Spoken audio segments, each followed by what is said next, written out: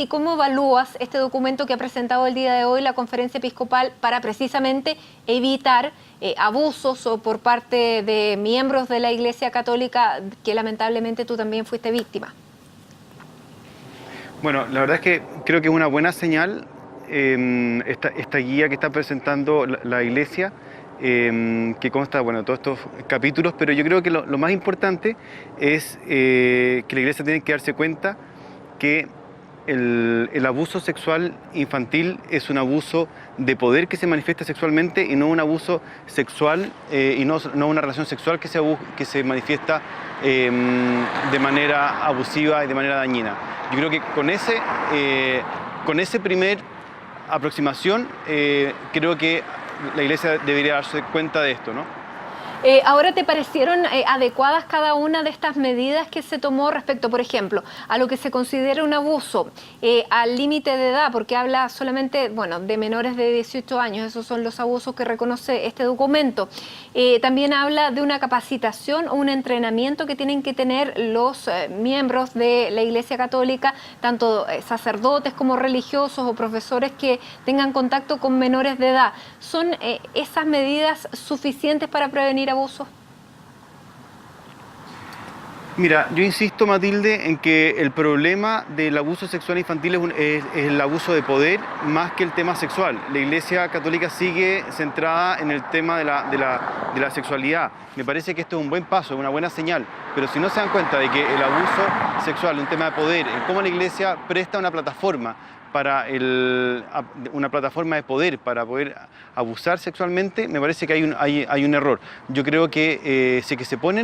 se dan cuenta de que el tema sigue siendo el poder y cómo la Iglesia está como encubriendo estos casos y no atacándolos de manera directa, yo creo que va a haber un problema. Insisto, yo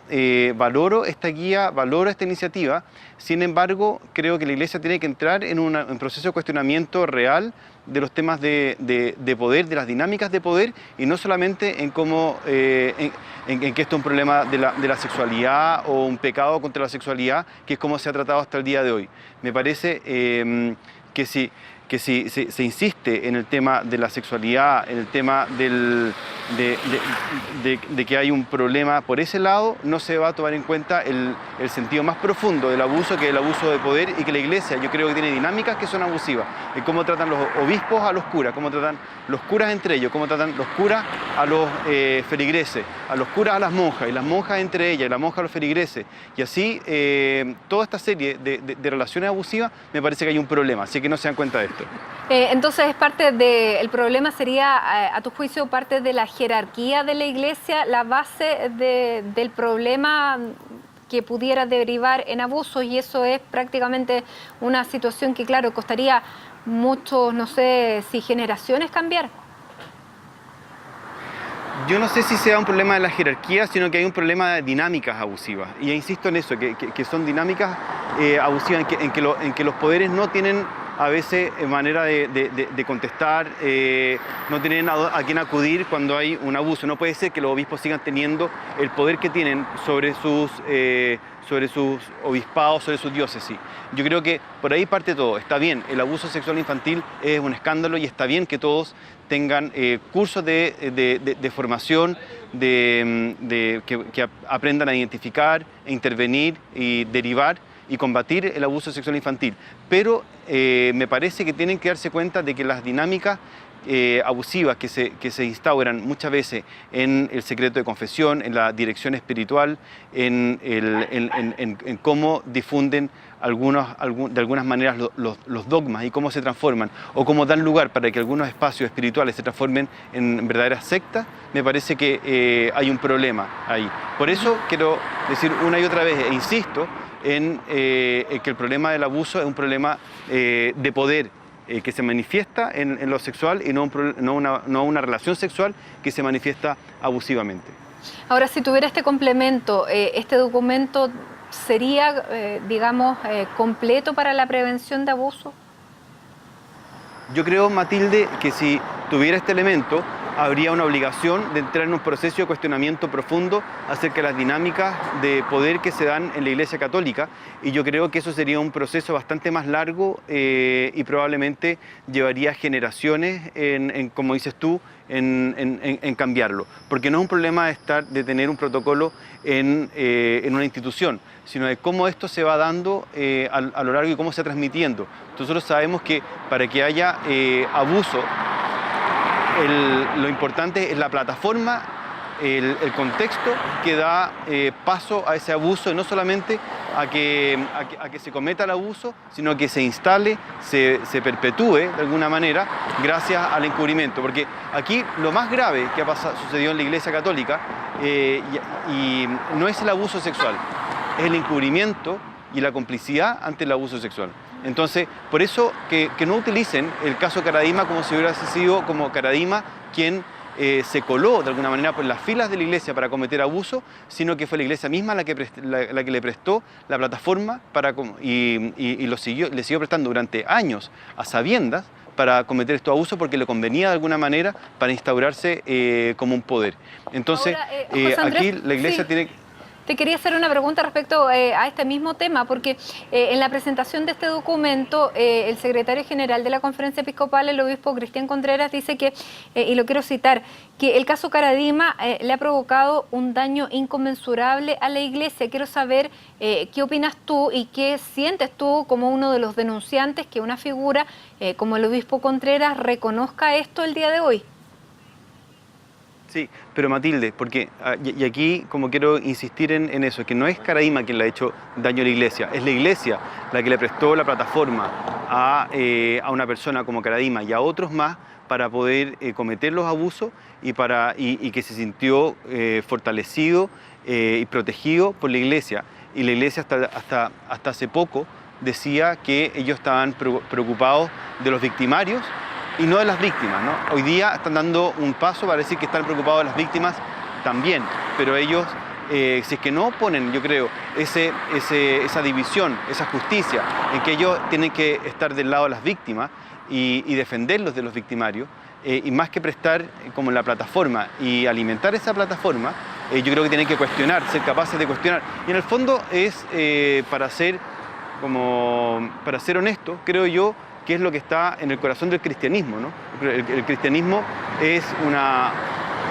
espiritualidad que se atreve a cuestionar las bases de una cultura, y lo que ha pasado acá, parece, en la Iglesia Católica, es que hay una espiritualidad que se quiere transformar en ideología y no en una plataforma de cuestionamiento. Por eso yo creo que hay algunas personas dentro de la Iglesia, a cuales yo respeto muchísimo, que están cuestionando las bases, que están cuestionando la estructura del poder que se ha instalado. Ahora, bueno, este documento también tiene algunos capítulos en que dice la manera en cómo se protege a las víctimas,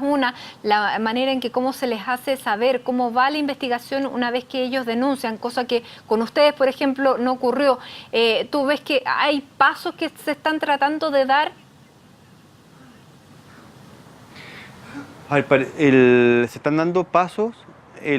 Van en el lado de la espiritualidad más que del daño psicológico, en el daño material, en el daño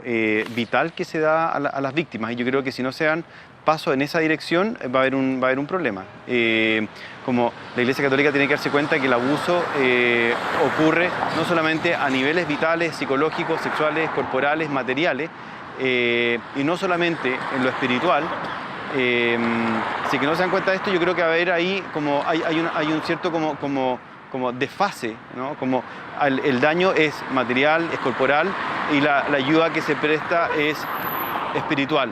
cuando en realidad es lo que a las víctimas lo que menos les importa es recobrar su vida espiritual, o lo hacen por otros lados, justamente porque hay una injusticia en el trato de la persona cuando ha sido víctima y cuando la institución no se hace cargo. Entonces, yo creo que la Iglesia Católica tiene que darse cuenta que probablemente ellos, y en esto empatizo mucho, ¿no? Como ellos no pueden asegurarle a las personas que nunca más ningún niño va a ser víctima por parte de algún sacerdote, pero sí debieran asegurarle que nunca más van a ser indiferentes ante este abuso, nunca más van a abandonar a las familias, a la víctima misma, a la vida de esta víctima. Nunca más van a cuestionarla, van a tratarla como cómplice, como responsable, como pecadora ante una situación de abuso de la cual ellos fueron víctimas. José Andrés, ¿cuánto pesa que en este documento que es de la Conferencia Episcopal, también en esta Conferencia Episcopal forme parte de ella Juan Barros, el obispo, hoy obispo de Osorno? Mira, mientras personas como Juan Barros, como el obispo Kolyatich, el obispo Valenzuela, y hay varios obispos más que ellos saben, incluso Manuel Camilo Vial, que no solamente encubrió, sino que como hizo responsable a una de las niñas que fue víctima de abuso de un sacerdote, a la que le hicieron además abortar, y él dijo que no sabía que había que denunciar, que ella se veía mayor. Entonces yo creo que hay muchos obispos que hoy día están firmando este documento que tienen una historia en la cual antes deberían como pedir perdón públicamente por los hechos de los cuales ellos no han dado aviso, no han denunciado, han guardado silencio, han sido muchas veces realmente unos como Pilatos ante las víctimas de abuso, y no ha sido lo que ellos se supone que están llamados a hacer, que es defender a los más vulnerables, a los más frágiles, a las víctimas, del cual ellos deberían estar en su lugar, en la misma vereda, y no de parte de los victimarios. Perdón, José Andrés, pero tú estás diciendo que hay un obispo que obligó a una menor de edad a abortar después de un abuso sexual. No, yo no estoy diciendo que él la obligó, estoy diciendo que él dijo en el juicio, Manuel Camilo Vial, en el juicio contra uno de los sacerdotes que fue acusado, un sacerdote abusó, violó a una niñita. Después esa niñita, esto fue un juicio del año 2011 creo, fue obligada a abortar. Ese sacerdote salió a la iglesia, y Manuel Camilo Vial durante el juicio dijo que él no sabía que esta cosa había que denunciarla a la justicia, y que además esta niñita se veía mayor de edad. Y eso ese tipo de aseveraciones me parecen impresentables, y me parece que aquí debiera haber un mea culpa bastante más profundo por parte de la Iglesia, y no solamente desde el Vaticano, sino también desde Chile. El mismo, yo creo, Sati, el mismo Contreras, tienen también algunos roles que han jugado en temas de, no sé si llamarlo gravemente como encubrimiento, sí, pero no, por lo menos han sido indiferentes ante casos de abusos de los cuales ellos deberían haberse hecho cargo y haber estado del lado de la justicia, de las víctimas, pensar desde las víctimas y no pensar desde los victimarios. Perfecto, José Andrés, hemos aclarado el punto y también hemos conversado sobre este documento que acaba de presentar la Conferencia Episcopal. Te queremos agradecer nuevamente este contacto con CNN Chile, y te agradecemos que hayas estado con nosotros. Muchas gracias. Gracias, Matilde. Y bueno, la verdad es que yo soy un optimista y tengo esperanza en que este tipo de documentos son un paso para la prevención, para la promoción de los derechos de los niños en todos los ambientes, sobre todo en los ambientes de mayor fragilidad, donde los niños buscan estar más cerca de su propia espiritualidad. Perfecto, muchas gracias. Buenas noches.